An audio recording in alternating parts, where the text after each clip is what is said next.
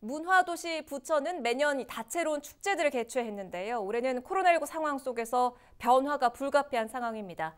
21일은 세계 문화 다양성의 날인데요. 이런 기념일을 무색하게도 꽉 막힌 지역 문화예술계는 답답하기만 합니다. 취재 기자와 짚어보죠. 이정아 기자, 지역의 예술인들을 직접 만나고 왔죠.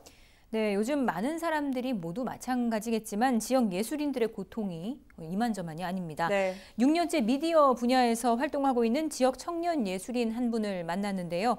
이번 주말 석 달 만에 비대면 공연이 예정돼 있어서 정말 오랜만에 어떤 방식으로든 대중들 앞에 나서게 됐습니다.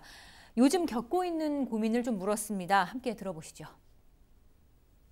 매달 나가는 고정적인 비용들이 있고요.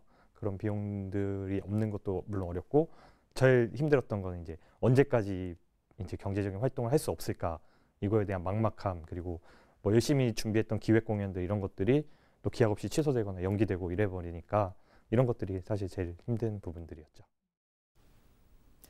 네, 이 예술인이 말을 했듯이 대중과 함께 소통하는 이 문화예술인들은 심적으로나 경제적으로나 사실 타격이 굉장히 큰 상황입니다. 네.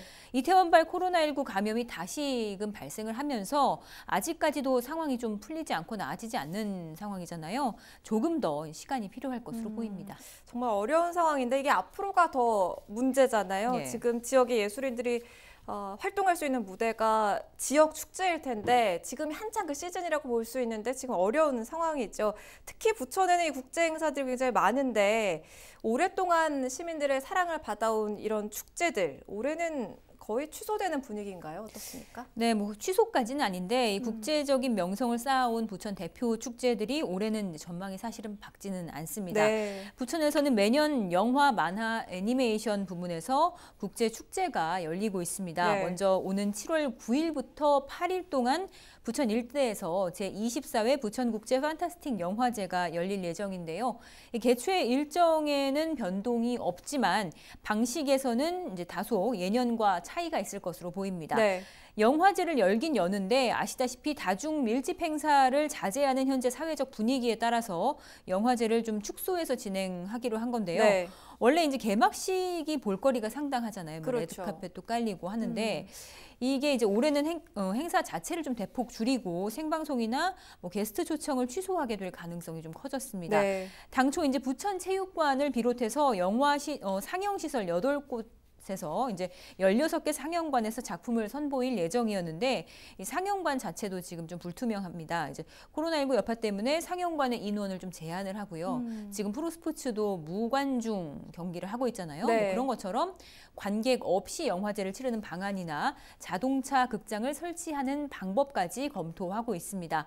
현재까지도 운영위에서 다각도로 축제의 방향에 대한 고민들을 거듭하고 있는 것으로 알려져 있습니다. 그리고 다음은 일명 비아프라고 해서 부천 국제 애니메이션 페스티벌도 준비가 돼 있는데요. 네. 오는 10월 말에 열릴 예정이에요. 그래서 행사 축제 포스터까지 벌써 나왔더라고요. 근데 개최는 일단 할 예정인데 아직 행사까지는 시간적 여유가 있는 만큼 그 형태는 어떻게 구성이 될지 아직 논의 중인 상황입니다. 그렇군요. 지금 상황이 이렇다 보니까 이제까지와는 좀 다른 새로운 모습의 축제로 변화를 예고하는 그런 네. 움직임이 보이는데 지금 이 코로나19 상황 속에서 비대면, 그러니까 온라인 축제를 계획하고 있다는 소문이 들려요. 네, 맞습니다. 바로 온라인으로 추진하는 것에 대한 고민들이 상당 부분 진행이 된 게 네. 부천 국제 만화축제 빅코프입니다. 축제 일정부터 일단 변경을 했습니다. 항상 8월에 열렸었는데 한 달을 미뤄서 개막식 17일을 시작으로 9월 18일부터 20일까지 진행하는 것으로 계획을 변경했고요.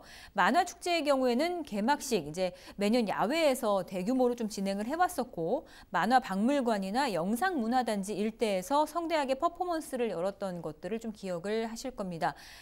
또 이 만화축제 당시에 하는 코스튬 플레이 행사 또한 상당한 이제 큰 볼거리였는데 네. 올해는 예년과 같은 모습은 다소 좀 기대하기가 힘듭니다.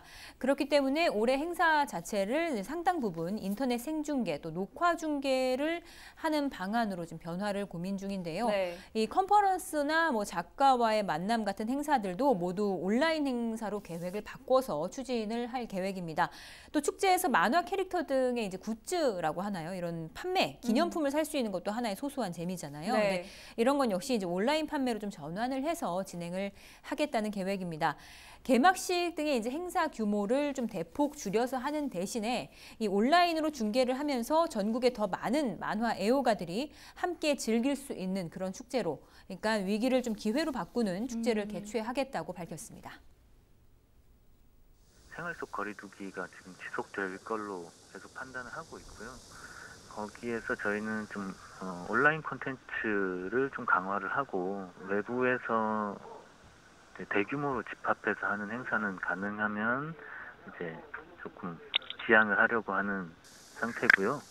좌석을 비우고 그 상태에서 그렇게 되면 아마 관람객 수는 상당히 많이 줄 텐데 상당히 많이 줄지만 그거를 이제 유튜브로 생중계로 진행을 하면서 그래서 온라인 콘텐츠까지 같이 진행할 수 있게 그렇게 지금 준비하고 있습니다. 네, 사실 이렇게 지금 잠정적으로 정리를 하긴 했지만요. 이마저도 이제 시시각각 지금 코로나19 발생 상황이 좀 변하고 있잖아요. 네. 그렇기 때문에 이제 마음을 놓을 수 없는 게 현실이고 또 앞으로도 좀 얼마든지 변화가 있을 가능성은 좀 있습니다. 네, 이 코로나19로 상황이 좋지 않은 가운데 올 하반기에 부천 축제들 새로운 방식으로 준비되고 있는 만큼 좀 우리가 관심을 갖고 지켜봐야겠죠. 이정아 기자였습니다.